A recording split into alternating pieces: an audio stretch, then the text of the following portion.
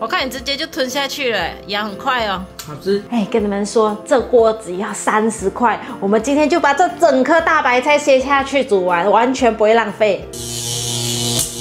这次过年比较早，快要过年咯，想煮大白菜又怕荷包失血的话，今天爸妈教你一个零浪费的小撇步。很多人煮大白菜根只用梗，叶子丢掉，很可惜。其实叶子才是汤头甜味的来源。今天我们把梗做成鱼刺，叶子做成细细的蟹肉的口感，整颗进去煮，让这锅羹汤浓到化不开。关键就在一个结冰的动作，学起来口感马上3级跳。大白菜给它一片一片剥下来，要拿去清洗。大白菜剥好了，来拿去清洗。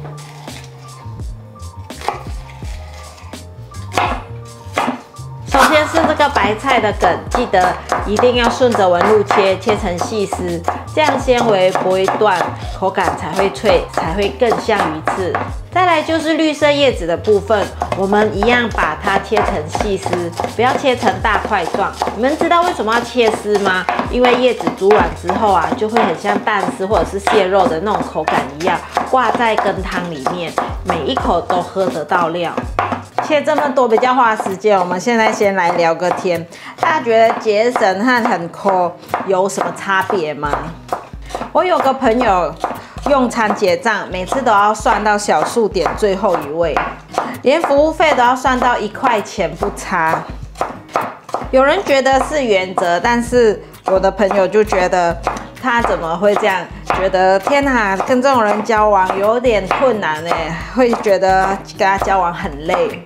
我就很好奇，如果是你们的另一半跟你们出去吃饭，为了省30块的停车费，愿意绕路，然后绕了20分钟，你们会觉得这个人很会过日子，还是觉得他很小气呢？我自己是觉得啦，省钱是为了把钱花在更值得的事情上。像今天呢，我就花心思把30块钱的大白菜煮成3000块的味道，这种就是叫做高 CP 值嘛，大家觉得对不对？但如果是对朋友小气，那就不行啊。大家跟另一半呢有做过什么让人觉得很抠的事情吗？可以留言跟我分享。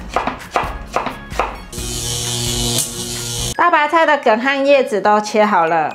注意哦，只有白色的梗要拿去冷冻，叶子不用。梗经过冷冻结冰，细胞壁破坏，下锅才会瞬间变透明变脆。叶子本来就软了，直接煮就好。准备2朵香菇，用热水泡软。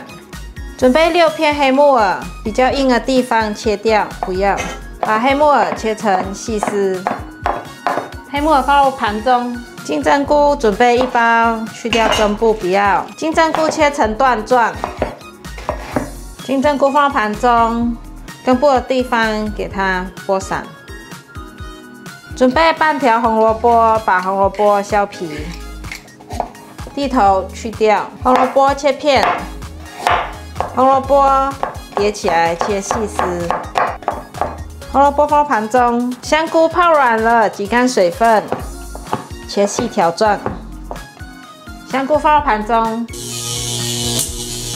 锅内倒入适量的油，放入香菇，把香菇炒香，先给它爆香一下。香菇炒到闻到香气，现在放入红萝卜丝，稍微给它翻炒一下，接着放入黑木耳。黑木耳给它炒香，大约炒了2分钟左右。现在放入金针菇，金针菇给它炒软，炒到现在金针菇有变软了。放入刚刚冷冻的白菜梗，这个尾鱼刺放进来，给它翻炒。一直不停的翻炒，一直炒到它呈现半透明的状态。快速翻炒，看着白菜从白色变成半透明，这时候就可以放入白菜的叶子，放入这个尾蟹肉丝。哇，整锅满满的，看起来就很澎湃。翻炒到叶子变软出水就可以了。现在可以来调味了。1汤匙酱油，1汤匙素蚝油，乌醋1茶匙，糖半茶匙，白胡椒粉半茶匙。赶快翻炒，把调味料炒香、炒匀。大概给它煨煮5分钟，它变得更软了。现在加水进来，再继续让它煨煮。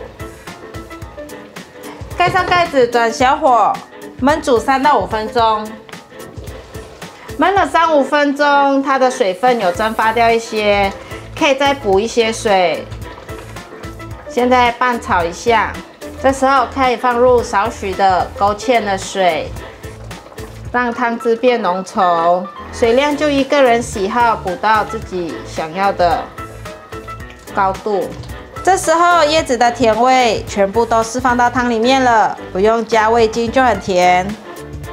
让它大滚，已经大滚了，起锅前来几滴香油。翻炒一下，好香哦！所有味道都融合，可以关火起锅。哇，就是这个味道！小时候去吃路边流水席的时候，第2道菜鱼翅羹的味道。大家吃半桌的时候，最喜欢吃哪一道菜？是冷盘，还是炸汤圆，还是这一道羹汤？赶快留言告诉我。这碗羹的灵魂，我觉得是香菜放上去。但我知道很多人很恨香菜，你是香菜控还是反香菜控？反香菜的你都加什么呢？好吃。你知道是什么菜吗？大白菜。耶，猜对了。我把大白菜煮得软软的，很好吃。我看你直接就吞下去了，咬很快哦。我一咬下去就化开，这切那么细哦，那是不是已经做很久？对啊。切很细，切很久，应该要一直切，给它细细，才可以模仿那个好像鱼翅。你是没吃过鱼翅，但是鱼翅就是长得细细、透明透明这样子的，吃起来很下饭的，可以配点饭，蛮好吃的。